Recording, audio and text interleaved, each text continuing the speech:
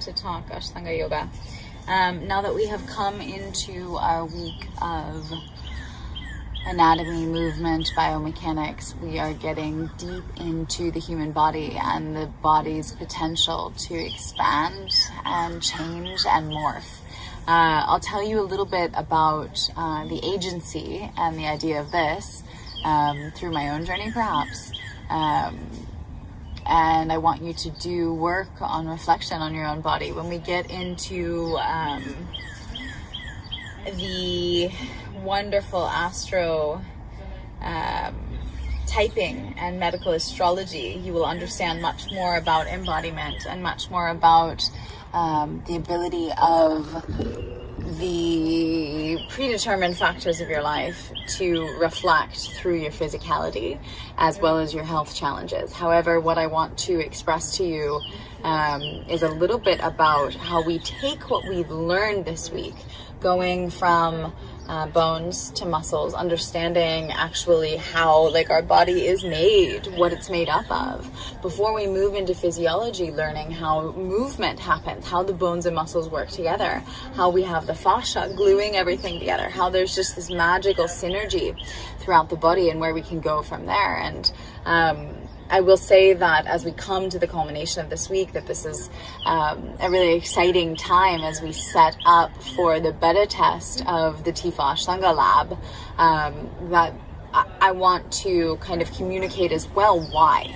Ashtanga. And so I will take time for that, as well as describing the whole essence of what it means to be embodied as a 21st century human today. And this will guide us towards things later in the semester when we get into embodied diagnostics and get into really understanding the challenge that people face, because we have such low standards of what it means to be a human and what it means to be acceptable in a body, and we can get into discussions around fat shaming and things like that. So this opens up so much, and it's a commentary that we don't normally talk about here at TIFA, but I think it fits in well with biomechanics and movement. So the bird is joining us, and we will love the bird, and remember to take a deep breath every time you hear its chirp. Good little reminder there. As we dive into embodiment, movement mechanics, I said I was going to start with sharing a little bit about my own journey, and I think that it'll be helpful because most of you are women, but also that it will give you a sense of agency, because for many people throughout your life, right, you go through your teens, right, you unless you have some kind of extremely skinny or extremely overweight body, you don't really think too much about physicality as you're a child. You just allow yourself to play, you allow yourself to be. There's not too much self-reflection unless anyone calls you fat or there's any kind of bullying. So it would be really important for all of you to do that work of early inventory of your life and childhood trauma and things like that, where it relates to your own embodiment and your own reflection over your body. It's work that we'll definitely get into, not necessarily on a physical body level, but on a greater level when we get into mind and we start talking about trauma in general. So on a physical body level, perhaps we start there. Where have you been triggered or traumatized throughout your life? What stories have been told to you about your body? And as we walk through periods of fasting, you will witness your body change. So when I was a kid, I always I was fine, I was whatever, I wasn't the skinniest girl, I was taller, I developed curves quite early, which made me, get not necessarily wanted attention, or maybe wanted attention, who knows what my subconscious psyche wanted from men quite early, and then as I went in through my 20s and whatnot, not many of you are in your 20s, thankfully, but through your 20s, you'll know, especially if you're a woman, that, your body kind of goes around 23, 24 with the big hormonal shift in women.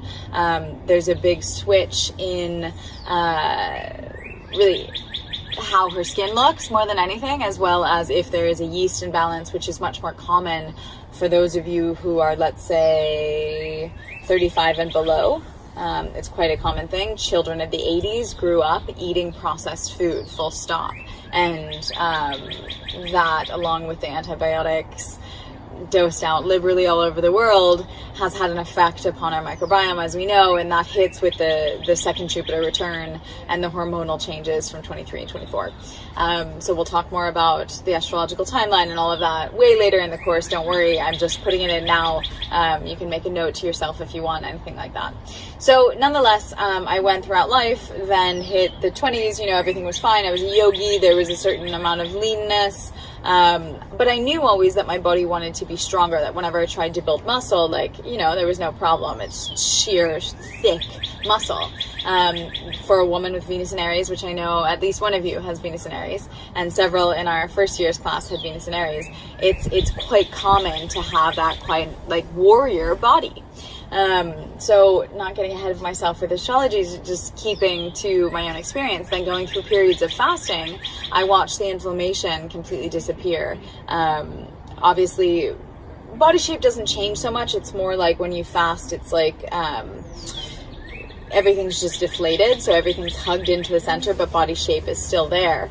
However, it wasn't until maybe 26, 27 or so, I was dating a guy who was an ex-Marine, effectively like a bodybuilder. Yeah, he was a private security detail for a living, and making and forming his body was a huge part of his reality.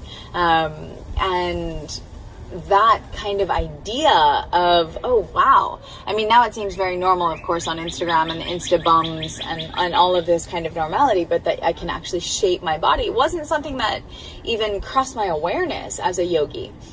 And it took coming into, intimate relationship with someone to be like, oh wow, I have agency over how my body looks. Yes, muscularly, and not even from a bodybuilding perspective, but my glutes will depend, the size of my glutes, yeah, a little bit of genetics, a little bit of medical astrology, but they'll develop according to their use.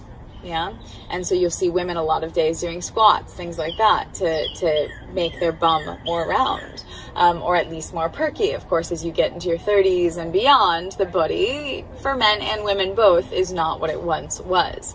And so if we were to track that same timeline for a man, it would look like, totally indestructible throughout your teens, throughout your 20s, pretty much even into your 30s. And it's not really into late 30s these days, it's earlier, but 40s that a man starts to say, okay, wow, I have some soreness in my knees or my wrists, the joints start to break down from often misuse and dehydration, as well as I'm having digestive problems. I'm starting to build this gut, which obviously we see a lot more commonly in men than women, because women are, taught to have a very small belly and things like this. And yet the curvature of the female body is honest to that. So the modern human psyche around the body and everything in general is, especially mainstream, much more geared towards plastic surgery, much more geared towards breast implants, towards let's just make it look this way. Yeah. And this is the same as with things like for your skin, you'll take an acne clearer before you'll do an internal cleanse. Yeah, so we have this very superficial approach to most things in life. And as you guys know very well by now, by this point in TIFA, that is not the approach that we take at TIFA. And so embracing an ability to realize that we have agency over our body and how we look, and more than anything, obviously, how we feel is super important. So with all of that said, I will also share that the standards of what a body shape looks like, and less even than shape is form and function today, are so super low. And part of TIFA's raising the standards across the board is also raising the standards of embodiment. So this deals with posture, something as simple as posture. And those of you who, you just naturally go like this, when we start to talk about embodiment diagnostics, we'll look at the heart and we'll look at where is it that you've been hurt and you're protecting yourself. And there's nothing wrong with that. It just is what it is. And so a lot of TIFA's work and a lot of the work that we'll be doing, especially in body, is calling the kettle black, as we say in English. It's naming the things that are, and being honest, speaking to the white elephant in the room. I'm using all of these aphorisms. So for those of you who are second language, English is the fifth language, maybe, speakers, if you don't know them, you can translate and see if you have an equivalent. But essentially, speaking to the white elephant in the room refers to the thing that you don't want to talk about, or the thing that no one's talking about. That secret that like it's there, but it's huge and you can't ignore it. And I really think that, I've been intimately involved in the yoga scene for the past 15, 20 years, watching the evolution of it. When we look at that scene alone, and I know that many of you are in many other different verticals of embodied exploration and movement, and yet what we do at Tifa is a very strong crossover with the roots of yoga, because as we get in towards spirit, we'll be studying Vedanta and non-duality and that approach of the world. As we move into even mind, a lot of these communication techniques come from a similar essence of yoga's desire, which is mindful awareness, full stop. Yeah. So whether you take Buddhist meditation or yoga or whatever it is, obviously asana has an embodied practice of spirituality today. So it's a really great reference point, whatever your experience with it is.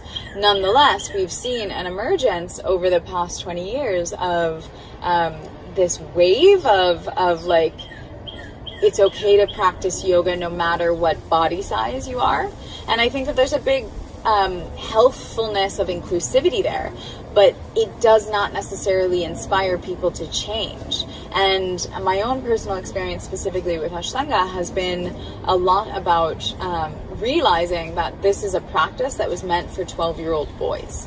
The Ashtanga Vinyasa Krama, the sequence of Ashtanga, was meant for 12-year-old boys, and it's not something that my body's really made for. And I really felt that as I was getting deep into secondary sequence, legs behind head, like all these things that required me to have quite thin hips to either go into lotus or to jump through. And it was like my body almost kind of got in the way, whether it was twists and my breasts or whatever it was. It's like just not, notice that triggered you. I didn't mean to do that, but it happened. Let's be okay here. This is a field of like unconditional acceptance and non-judgment. We're just holding each other to high standards. So the fact that I just mentioned that I grabbed my breasts to you, like that's the higher standard, and none of us needs to have a value judgment about it. It happened. So I hope you're laughing. If you're not, if you hate me, we can talk about it later. Nonetheless, getting back to my point of allowing the sequence to show me how my body was not fit for it, and yet also receiving the benefit of the sequence, and the whole commentary around fat shaming, or the antithesis of fat shaming, which would be like full unconditional acceptance of people of all body shapes and sizes. And yet, like, morbid obesity is not okay. Like, let's just get on the same page there. Yeah, for someone who is grossly overweight, because there's a difference between like a girl who's got some to pack back and someone who's morbidly obese. All right. And even somewhere on the gradient there, where someone's like clearly overweight in whatever the medical category would call overweight, we've made that acceptable as a culture. And like currently I'm sitting in the United States. This course is filmed all over the world. You've seen me in probably 20 countries so far. But right now here in the United States, I speak from this collective field, which unfortunately has Hollywood and imprints a lot of media acceptability. So over the past 20 years, 15 years, even 10 years as well, we've also seen a tremendous change on what's shown on TV. And this has anything to do with, non-traditional relationship styles, be it non-heterosexual relating shown on TV, which of course many of us will think is wonderful. But that quality of modeling the unconventional, or modeling what previously was not acceptable in society, right? Hello. There's a show that exists. It's called Mike and Molly, I think. I'm surprised that came to me. And it's about two characters, and you can Google it and look it up, Mike and Molly, who are both overweight, and it's about their story. And whereas I appreciate there's an element of representation there, at the same time, can we just say, like, Mike and Molly, like, what are you holding on to? Because that's what it's about at the end of the day. When we have excess weight, we're holding on to something. We're trying to create a barrier of safety around us. And so whatever that's about for whomever it is, it's a discussion that we're not often willing to have because we don't delve to the depths of the human psyche, right? We take things that are on the physical, isolated, as physical issues. And yet, as we're learning in Tifa, that's not ever what it's really about. And as we get through mind and spirit, you guys will gain the tools not only to go on that journey for yourself, but to take people eventually on that journey as well. And so when it comes to embodiment, there's a lot of dishonesty, and that is something as simple as posture. Yeah, for someone who has a habitual posture like this, as we talked about the heart, maybe even not that, maybe it's they feel skinny and they kind of want to appear bigger, right? And that's subconscious, and that you do see that body shape quite often. For someone who, you know, like of any shape or size, who loves and accepts their body, and I'm not going to say I'm 100% there. Like I don't know if anyone really is. I'm thinking of friends of mine who might be, but then I think, oh wait, no, she has breast implants, you know. But then that's another form of expression or celebration or communication for her, at least. So it's like we come into the psyche with body form and shape, and that dictates and will essentially determine function. Because as we learned through our 2 days of movement mechanics, our habitual movements will determine where our range of motion is or isn't, right? And as we get more honest about that assessment, which would be a range of motion exam, you know, when you do this with your arm, if you don't have chairs and things in the way, does it go all the way around with no stop? Or are there blocks? Or are there parts that are sore? And it's not that anything's wrong with that. It's like, let's just kind of move through and talk about that. And I'm thinking of Prajurita Palottanasana C. It's a wide-legged standing forward fold where you interlace your hands behind your back and you bring them over the top of your head to touch the floor.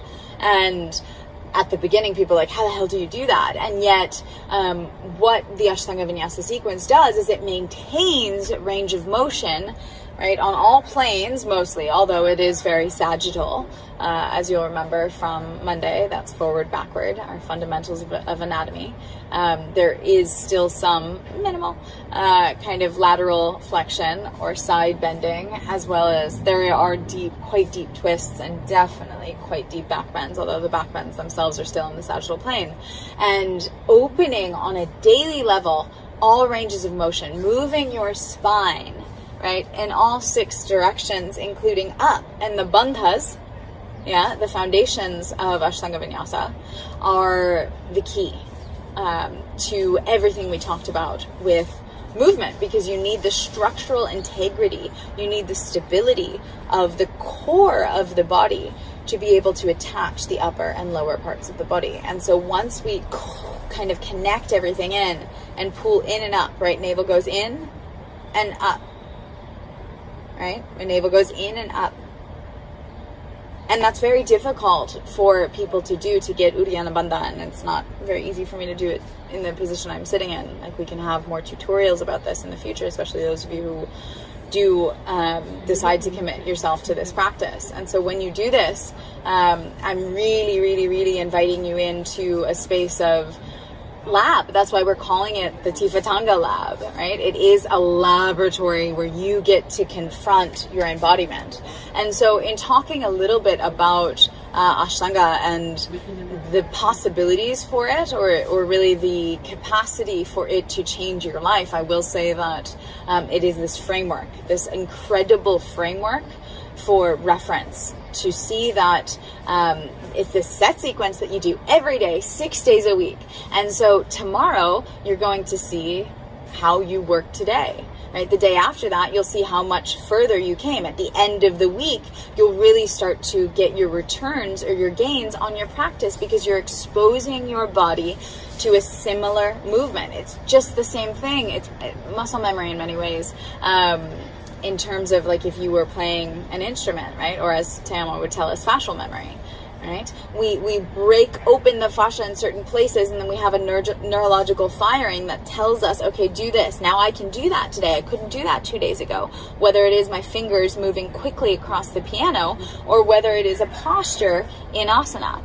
And I mean, again, I practiced for probably 20 years before I ever came into, or no, about 15 years before I ever came into Ashtanga. And so when I came into Ashtanga, I found that there was an incredible ability for it to hold me in a way that I had never been held before, because you go to Vinyasa classes, you go to all these other classes, and you're doing different poses every time. And yeah, you'll see steady growth over time, but there's not that solid, dedicated development in the practice. And so when you have, wow, it's like a breath of fresh air to have a container to hold you. And this isn't dissimilar to the experience that you guys are having with Tifa, to finally have a container not only to hold you, but to hold you in calming community. And community is also a huge part of Ashtanga, that you are showing up with a level of commitment that is not easy, right? So many things in your life have to change to show up in this way, whether it is eating dinner earlier or making sure that you're up every morning. Even when you don't want to roll out of bed and get on the mat, you do, and you build this muscle of what we call in yoga tapas, dedication, right? And so that quality of dedication is incredible, because then you can flex that muscle of dedication anywhere else in your life. And so it's something that taught me a lot, even though I was already a yogi, already all these things. The sequence itself is something that came from, as I told you, the modern grandfather, if you will, of modern yoga. Krishnamacharya was a dude who went at the turn of the century, 1800s to 1900s, up to the Himalayan mountains. He went to speak to who are called the rishis, or the seers, the knowers, and he saw from them that the gift of asana was the gift he was meant to give the world, or the gift of yoga at large. That the modern human by that point in time, and you can think 100 years ago, 120 years ago, was much better off than the modern human is today, right? We've degraded quite fast. And yet that gift of yoga given to the world was then given through Krishnamacharya. He then went and taught to his students, some of whom are the modern greats. There's BKS Iyengar, there is Patabi Joyce, amongst many others. Indra Devi, she's the reason why most women are practicing yoga today, because, you know, she before went to say, I want to practice yoga, and she got a big no, because it was meant for men, right? And so lots of learnings in this. Nonetheless, when we receive the practice of yoga, it came through one of Krishnamacharya's lead students, Patabi Joyce. And Patabi Joyce had found in a Sanskrit library somewhere the Hatha Yoga Karuna, a book that detailed a postural sequence that's not dissimilar to the Ashtanga Yoga sequence itself. And he embraced it, and he embraced it along with a sense of flair for gymnastics. Yeah, as gymnastics was becoming more popular, perhaps both in Asia and the West, this athleticism of like jumping and really seeing what the human body could do, reclaiming, if you will, our monkey-like nature, as we learned from Tamo, all around, up and down, all of this kind of movement. What happens when we push ourselves back beyond, or just push ourselves beyond our habitual movement norm? And so, answering all these questions, the Ashtanga Yoga sequence was born. And it is a very strict, very rigorous set sequence. It was made by a man in India where there's a lot of decentralized, or a lot of centralized authority, where we give our power away and the teacher says when we're right and wrong. And thankfully we would only choose in this space teachers who are much more loving. And it's a very confronting thing. I mean, my own personal journey of embodiment as well, I'll share with you. I was in ballet class at the age of 1. Right, so I was told, point my toe, go right, go left, but ma, whatever it was. And that quality of someone else telling me what to do in my body was normal. Yeah, I then went on to military camp, right? You stand at attention and parade rest for an hour plus at a time. And, you know, it's just like, okay, I don't necessarily have full control over this body. I'm not just going to do whatever I want to do. I'll build that discipline and that tapas to go beyond or stay when I want to leave, kind of thing, or when I want to be lazy. And then coming into around the age of 16, I found rebellion, discovered that as a preference to perfection, and just started to follow that. And then back in university, when I went back to dance classes I was like, what? Who are you to tell me what I want to do with my body? And I had already started practicing yoga, which in the West is explored as a very freeing kind of exercise. You know, yoga is not very rigid or static, yet when we come to Ashtanga yoga, it is. right? There is a perfect way to do it. And you do it in that way until the body opens. And I can tell you, as a medical practitioner, as someone who's been in the Ashtanga yoga scene for 5 years, that this is something dedicated. And I left my yoga practice for the past 3 years, so 5.5 years. That there is nothing like it. And I'll give you more story on this, but I want to finish where I was. So many tangents today, Andy. Jeez. Stay with me, guys. That when I went back in university to dance class, and I was like, who are you to tell me what to do with my body? Bat ma. No. And I left. And so the first time I got into an Ashtanga practice, 5 years ago, a little more, the first 3 days, I was like, what is this? Who is this person? The bells remind us to breathe. Who is this person to tell me to straighten my knees in a forward fold? I want to protect my body, right? And as a yoga teacher already for a decade then, it was super important to know that the student safety was number one, and that they, at the end of the day, have the say over what happens in their body.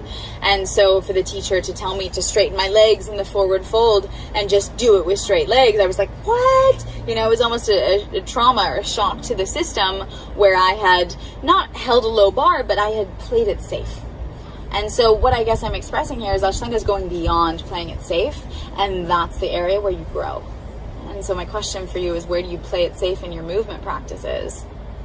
And do you feel ready to bring yourself to a place of growth?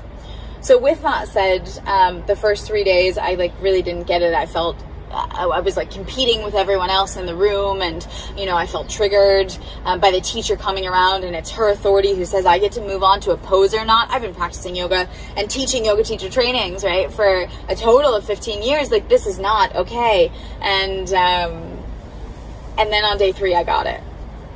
I was like, oh wait, this is like recess.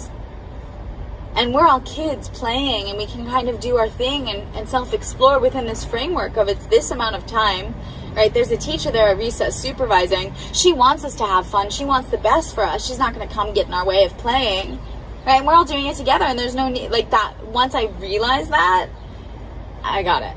And I won't say that a lot of people in the Ashtanga scene, the video that I sent you in the email is about the Ashtanga scene. They don't necessarily get it, because there's a concurrent spiritual psycho-evolution that goes on at the same time as the embodied physical practice, to a much larger extent than any other kind of yoga. And I know that many people, they come into yoga, and it's, as I called it for many years, the gateway drug to conscious awareness and awakening, which is obviously what we're doing here at TIFA, if that's not made clear. That conscious awareness and awakening can happen, that, there's many paths to the top of the mountain. And yet I've found that the rigor of the physicality of Ashtanga demands a certain quality of self growth on the mental level. And so, there we were, showing up every day on the mat. And what happened in my own story is that when I decided to leave my career at the end of 2017, I went off grid for 3 months. No one knew where I was, because before that I had a very public-facing career. You'll still find many, many, many videos that were from that time. And I just knew that that's not what I'm on the earth for, and that's why TIFA exists, is essentially to pass on this work so that it's out there in the world, and I can go do the stuff that I want to do in AI or whatever else. And when I decided to leave my career, it was at a time that I was also trying to gain a new level of mastery over the physicality of my body. It might or might not have concurred with watching Wonder Woman as that movie came out in 2017, and really just Venus and Aries, pushing myself to that level of excellence. What does it look like? And if any of you have ever been with or worked with competitive athletes, you'll see what that means. Because, imagine you're a carver and you sit there every day and make the most amazing, beautiful carvings, right?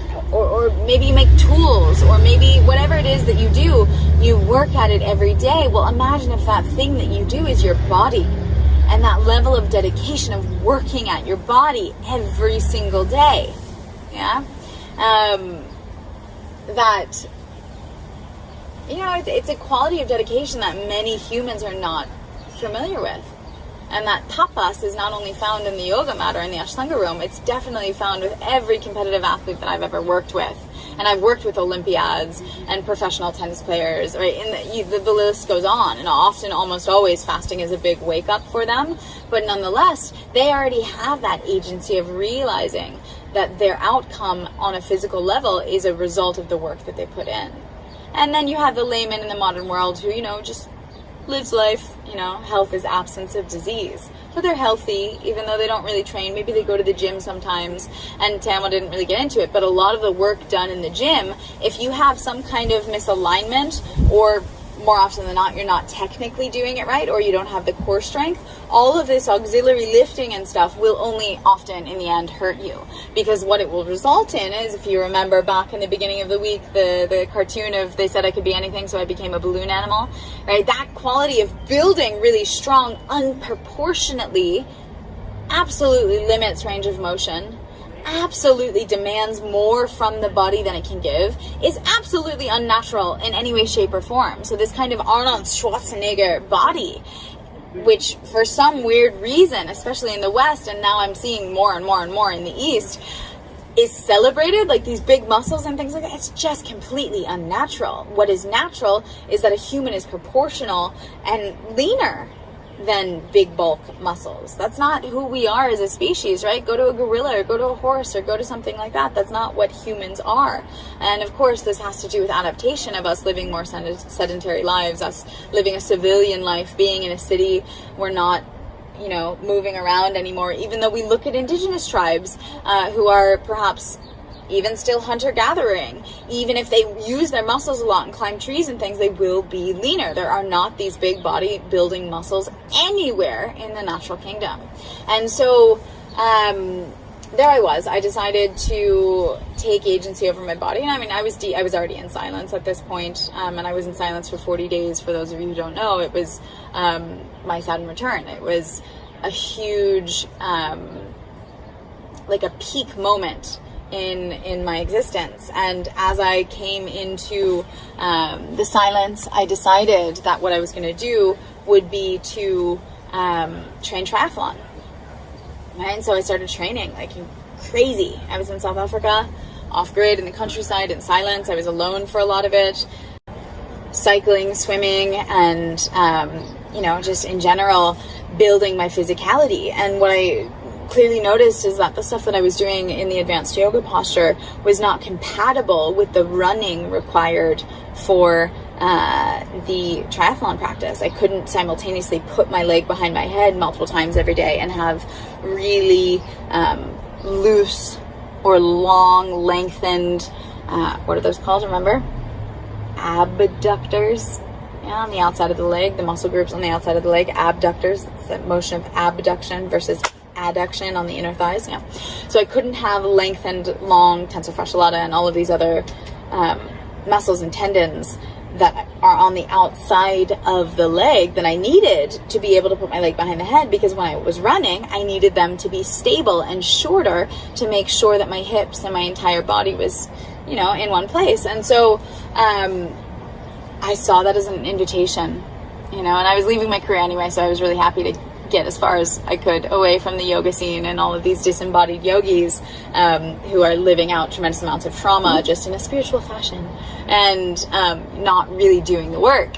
And so I left completely my yoga practice, and it was only when I stepped away from that Ashtanga practice, which at that point was like 2.5 hours per day on a day where I've really let myself do the full thing, 6 days a week. It was that level, that quality of dedication. I realized how much my ego had intertwined, because it was something that I put so much energy into, and so when I stepped away, it was a huge growth and learning experience to not have to identify with yoga. And this can be a great think point moment for you. What do you guys identify with, whether it's on a physical practice level or something else?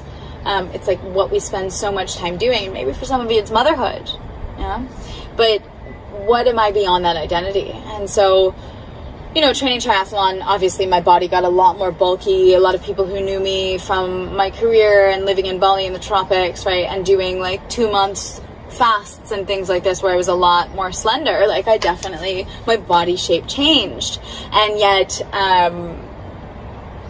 at the same time, nothing really changed. And yet, at the same time, throughout my Ashtanga practice, I realized that when I was on a 2-month fast, I got so many more poses and the sequence was so much easier because my body was thinner. And so this, like, none of this is good or bad or right or wrong. What it is it was a living laboratory for me to begin to explore. And then, so you're like, well, what are you doing today, Andy, right? That's your question.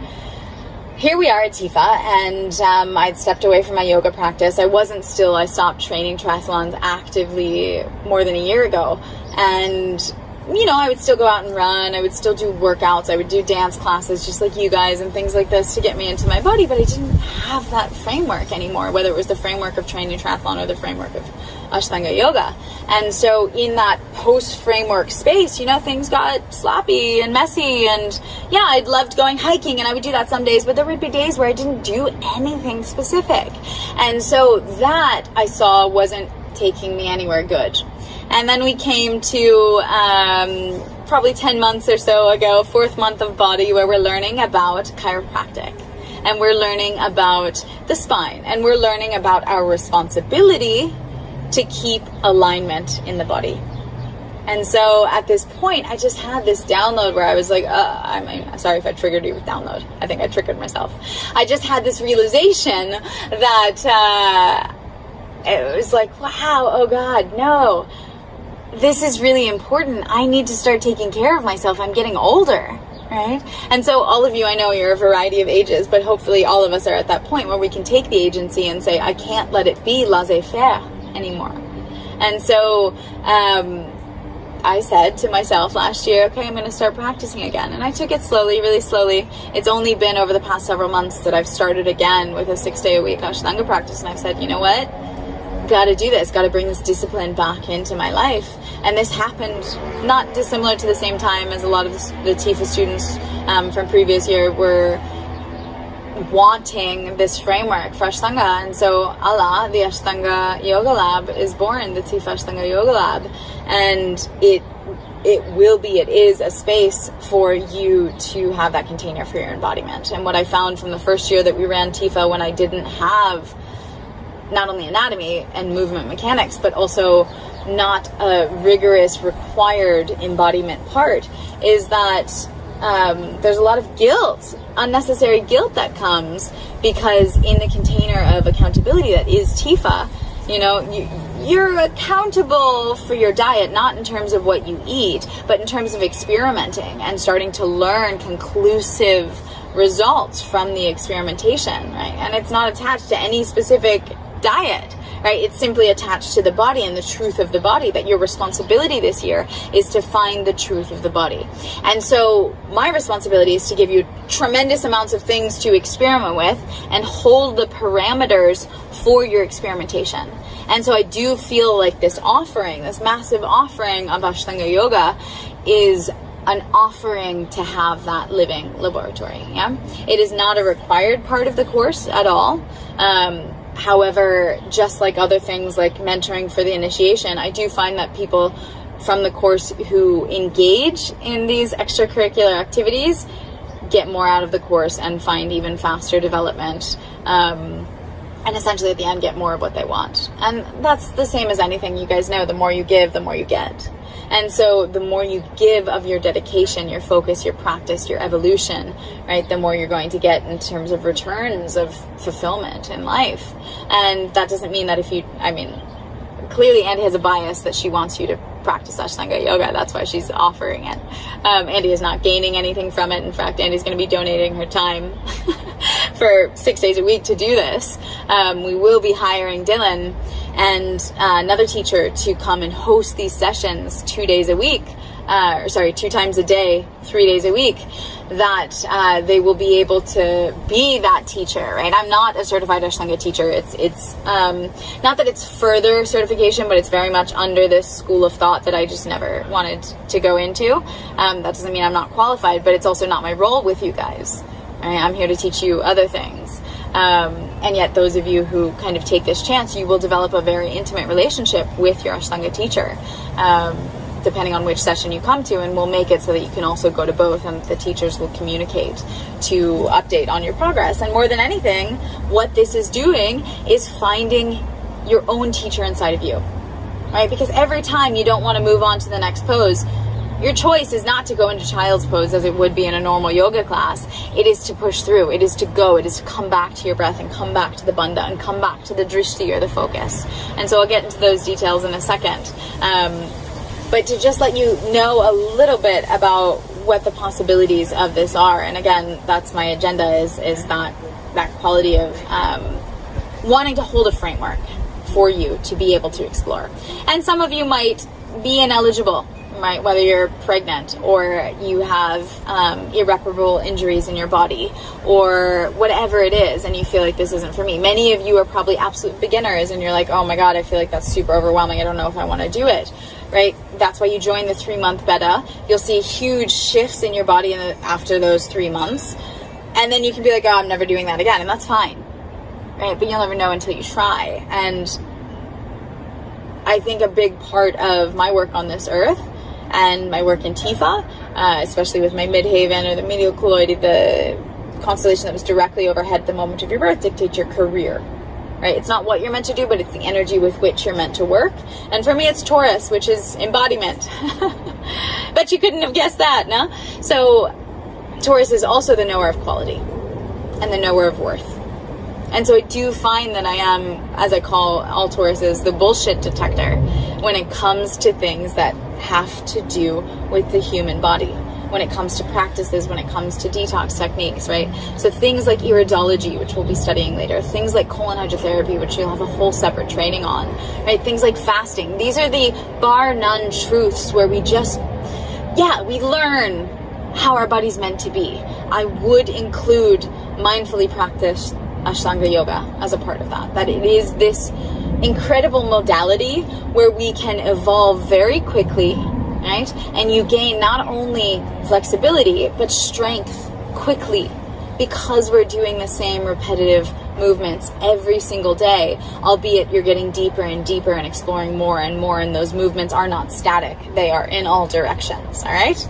So, fundamentals of Ashtanga yoga: breath, bandhas, drishti. And it's great because, other forms of yoga don't actually emphasize these in the way that Ashtanga does. And it's I think, even ironic, because they are the fundamentals of yoga, and yet you never hear them in a yoga class. And it can be something as simple as spending the whole first class inhaling and bringing your arms up, your palms touch over the head. Inhale, bring the arms up. And we talked a little bit about this during anatomy, because you see my ribs went up, right? Exhale, come down, right? Inhale, arms up. There's a natural extension that happens in the spine upon the inhale, and a natural flexion that happens in the spine upon the exhale. And so how do we learn to ride the breath, as it were, in our practice? How do we allow this scuba suit, and those of you who are scuba divers, right, that when you inhale and you're underwater with zero gravity and buoyancy, your body lifts. When you exhale, it sinks. Well, guess what? That scuba vest, which is normally the airbag of buoyancy to lift you up in those situations, you're breathing into it. It's your breath that's doing that. You have a scuba vest inside of you, and they are called your lungs. So how do you learn to ride your breath? How do you learn to gracefully fly? And I'll put some videos here of Ashtanga yogis so you can see that amount of precision and control, right? And it comes from the inner strength, and that inner strength is what's required to keep safe long into life. So you remember we talked in Bones about taking agency if you broke your collarbone. Like, okay, let's talk about your coffee or alcohol or acidic diet habits, yeah? And given maybe it was supposed to happen that you were supposed to break your bone, so it's not like it's your fault, but you have agency in everything you do. And it's this fun, fate and free will. It's this fun struggle that we're never going to make a decision on, and we're always dancing with both, yeah? When it comes to falling on the ice, guess what? You could have caught yourself. Had you that internal strength? And I know it's super slippery, but trust me, I'm someone who would fall like crazy if I didn't have this internal strength. So God bless my internal strength, that I have an ability to always bring that second foot out because my bandhas are there, because I have an ability to lift myself up as I'm falling. And as we learn in inversions, any kind of upside down posture, and I know those of you who are like, oh, I could never do that, like, you can. I don't care how old you are. Yeah, our oldest TIFA student so far is 61 and will and does. And her embodiment has been amazing to witness over her process of TIFA. Nonetheless, any kind of inversion where your legs are over your head, and often you're doing a forearm stand or a handstand or something like that, it all comes from the abs. It's the abs that lift you up. And so learning this, yeah, it's not going to get crunches that get you there, because crunches only build the rectus abdominis. Remember those washboard abs, right? And the obliques, right, doing side crunches, things like that, all this stuff that you get in the gym, they're going to build the obliques, right? But remember the transversus abdominis, which is reciprocally inhibited by the muscle of the diaphragm. Yeah, that muscle is recruited probably 70 times during a full Ashtanga session. Right? And that's not recruited any other time normally in your life. And so that quality of being able to build the strength, yeah, to lift yourself and float, that inner strength is what's going to carry you into your 60s and 70s and 80s and 90s healthfully. You are building or destructing your future self. The choice is yours, but it's happening. And so which is it?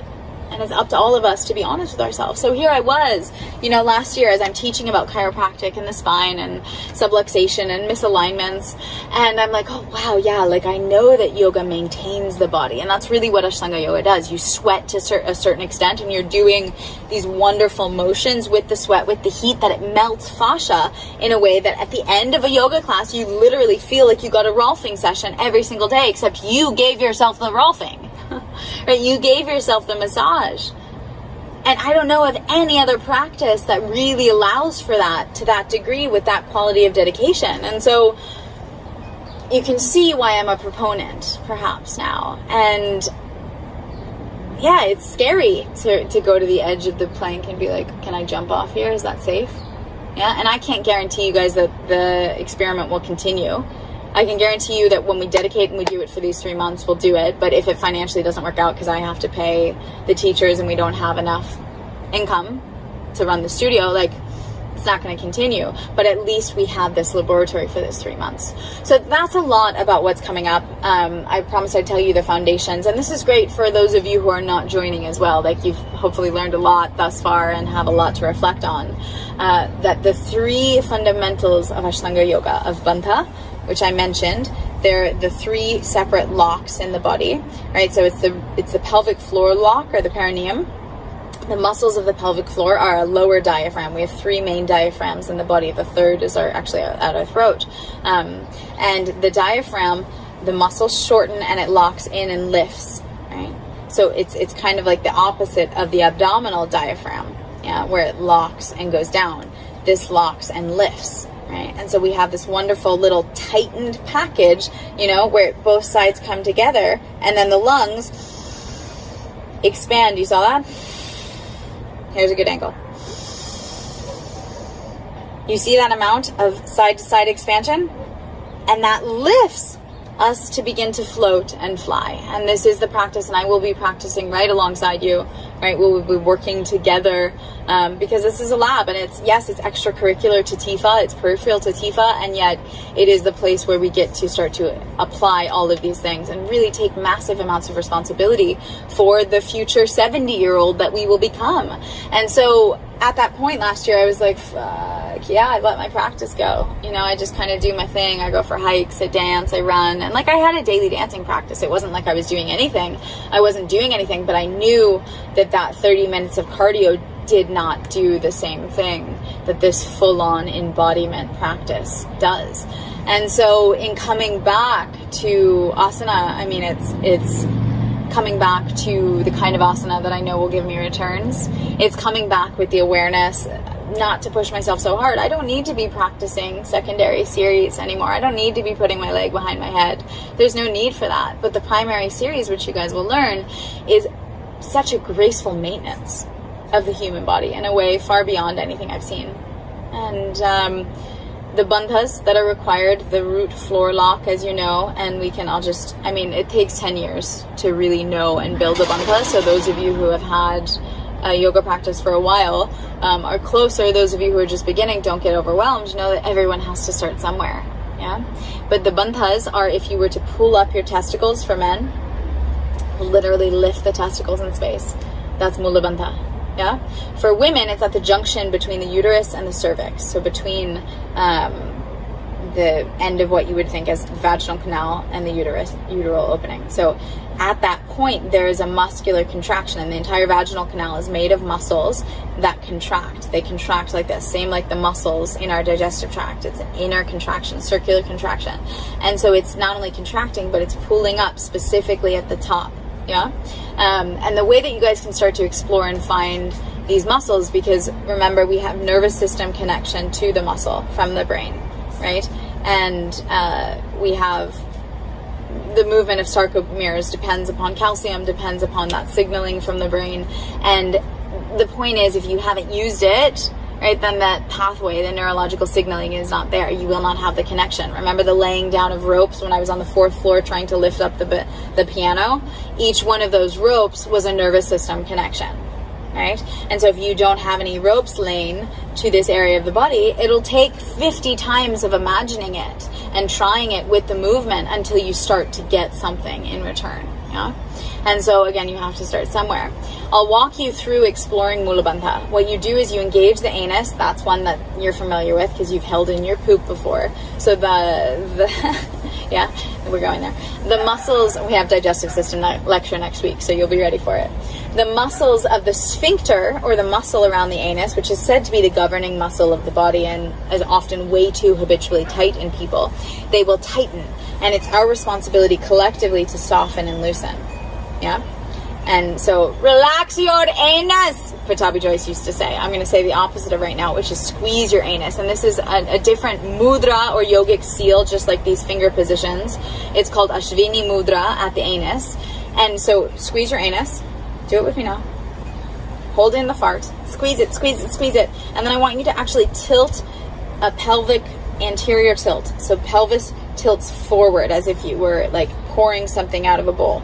All right, anus squeezes, not the buttocks muscles, but the anus. All right, and then as you tilt the pelvis forward, allow that muscular engagement to come forward a little bit in the pelvic floor, towards, for women, the vagina, or towards men, the testicles.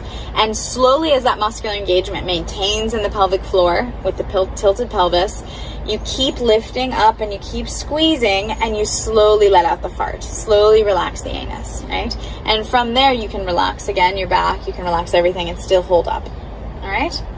So slowly relax, feel that, feel the difference, and you can do that 10 more times, all right? You might want to pause now and just do it 10 more times.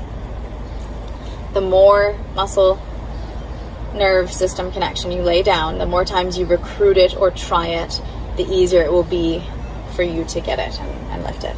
All right, and then Uddiyana Bandha, upward flying lock, is the navel coming in. That's in, and you see it depresses, and then up.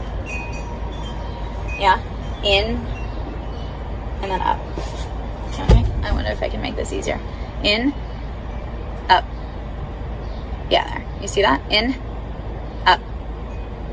Okay, so you'll go to the mirror right now. You'll do that. Yeah. And probably most of you won't be able to. It's normal because you've never asked yourself to do this before. That's Uddiyana Bandha, in and up, upward flying lock.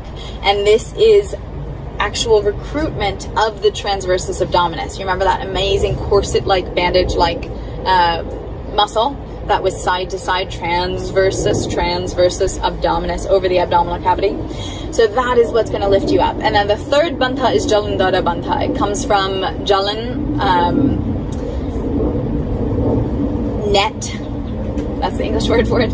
It's and then dharao, it's like Muladhara chakra for anyone who might have access to Sanskrit.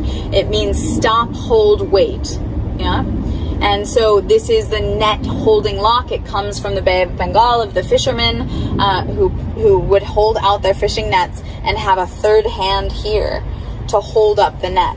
Yeah. So Jalandhara Bandha is the net holding lock, and it does not look like this. Contrary to popular belief, it looks much more like this. Alright, so normal, Jalandhara Bandha. There's a straightening out of the back of the head and a slight movement inwards towards the neck, but there's still distance between the neck and chin. And what that does is it will give you access to pushing up through the tip top of the head. Not the front of the head, not the hairline, but the tip top of the head, pushing up. Yeah, that's not this, it's this. Okay? So explore that, and throughout the practice, we will find the bandhas more and more. You'll be able to go from downward facing dog and jump forward into standing. And once we get into the asana practice, you'll understand more. But if you just think, even if you're not doing the Ashtanga lab, and you want to jump from downward facing dog forward to the front of the mat, you'll lift your pelvic floor and see if you make it. Versus doing it with nothing and just try to jump, and you'll see the difference. And that's how you discover the bandhas, both Uddiyana Bandha and Jalandhara Bandha, and Mula Bandha. Yeah, Mula is root. Yeah, Uddiyana is upward flying, and Jalandhara Bandha is net holding lock. Don't let that confuse you or get riled by the Sanskrit. They don't have other names in English. I mean, I guess you could say pelvic floor lock, but no one says that. They say Mula Bandha. So, wonderful reminders of breath from the bells. So, Bandha, breath.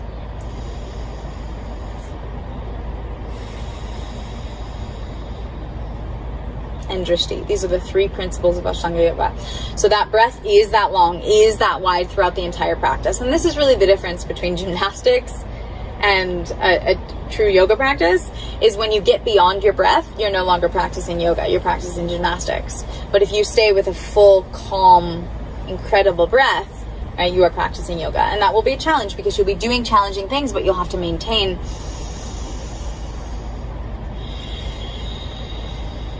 a full calmness in the breath. All right. And then the third one, drishti. And the other thing about breath is that the breath leads the movement. And in normal yoga classes, it's kind of romanticized. Inhale up, exhale down. And actually the teacher's making you hyperventilate is what's happening. You're not at all allowing your breath to guide the practice, right? You're just like matching your breath to some movement, which is not what yoga really is. Third aspect is drishti, drisho, focal point. So where you are looking, whether that is, for example, a balancing pose, you'll be looking usually across the room from you above eye level, and you'll fixate your eyes on that point. No matter what happens, they don't leave. In other poses, for example, like a forward fold, your drishti, or your focal point, will be the tip of your nose. Sometimes it might be the top of your eyes. Sometimes it might be the corner of your eyes. What that does is it actually taps into cranial nerves through the optical nerves. And as you move the eyes and you have a really intentional place, I mean, osteosclerotherapy. I swear it's like a 16-syllable word. There is a word for eye yoga, right? Where you do this all day. And if you do that with me right now, you'll feel the tension in your eye muscles because they're so underused. Just like if your body muscles were underused. And yet this connects into our spinal cord, it connects into the health of the body all over the place. And in India, right, and we have many students always in India, and we have our Oroville TIFA headquarters. Are you still doing this with me? You better be. Our Oroville TIFA headquarters, we have in Pondicherry, right near Oroville, an eye hospital where they give rehab on the functionality of the eye muscles as well as vision. Yeah, through different forms of eye yoga. There are ways to rehabilitate the body that we don't pay attention to in the West because something happens to our eyes. Oh, we go get contacts or glasses or whatever it is. And yet there is a maintenance of the human body. Not only through, like, it's not about going to the gym or doing crazy gorilla things or this or that. It's definitely about dancing, but it's also about having a structural framework inside of which we can constantly measure and reach new benchmarks. Yeah. And yoga is a medical, deeply medical practice, especially Ashtanga yoga, where we have, I mean, that's what yoga therapeutics are. Every pose is aligned with organs, and it plays into the meridians, which we'll learn about as well, whether they're the Chinese medicine meridians or whether they're the nadis, the 72,000 energetic currents through the body that need to be unblocked, because it's where we have stagnancy in them, congestion comes. I mean, I've talked to you about this before, no? So, with that said, this daily practice is second to none that I found. I know there are a lot of people inventing new practices, and I will say that there will be more maturations of practices that are less masculine, less made for a 12-year-old boy, and yet still allow for the rigor. Simon Borg-Olivier, who is TIFA faculty, has a fully modified Ashtanga yoga sequence where a lot of it's on your back, to prevent injury or for people who are injured. And so that can be a possibility. We can talk to Simon also about bringing him into TIFA to learning more specifically about that and what he does. But you're never going to know until you try it. You know, you can't often understand something until you've experienced it for yourself. And I'm not interested in hearsay here. So, open invitation for you to come when and if you're ready. If you're not, you learned a tremendous amount about the responsibility of the human to maintain our body and to make sure that not only does our spine need to be maintained, but also our core, more importantly than anything, needs to be maintained to lengthen the spine. And that quality of axial extension that I told you about is when all three bandhas are engaged. And what happens is that the four curves of the spine, each one straightens out to become straight, and that is axial extension. And it's what happens in things like a headstand. So perhaps I'll demonstrate that to finish our class together. Let's see how the camera goes. On va voir. Yeah. But this is what's needed as humans are evolving. We need a tremendous amount of accountability for our bodies, right? Not fat shaming, but definitely taking responsibility for who and how we show up, and being honest. And a big part of that is being honest with our capability. Yeah, being honest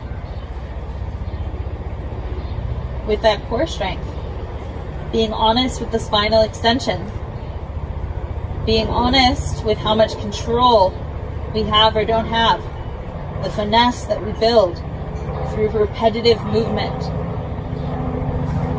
practicing something just like the piano.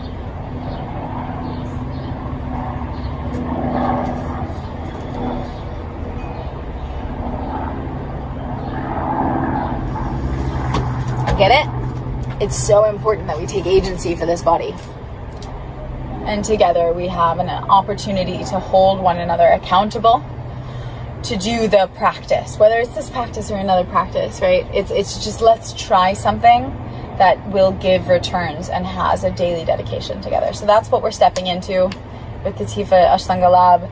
This is also a lesson on agency over our own human bodies and taking responsibility for how it is, you know, like for how we feel. Like I had salt yesterday, you know, I was cooking with friends, we had coconut cream, right? And these are things that definitely make me gain weight and make me swell up, because that is the nature of hydration and dehydration in the human body. Yet I know I've had 2 liters of water today, I'm coming to do my practice, that will also fall off and my body will be able to self-regulate. Versus imagine if I didn't do that and day after day after day I made the same decisions without allowing the body to drain and to flush.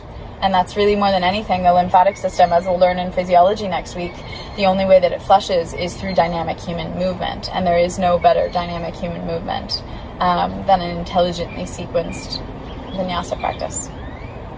All right? I mean, maybe there is if you're like Tayamo and doing all the monkey things, but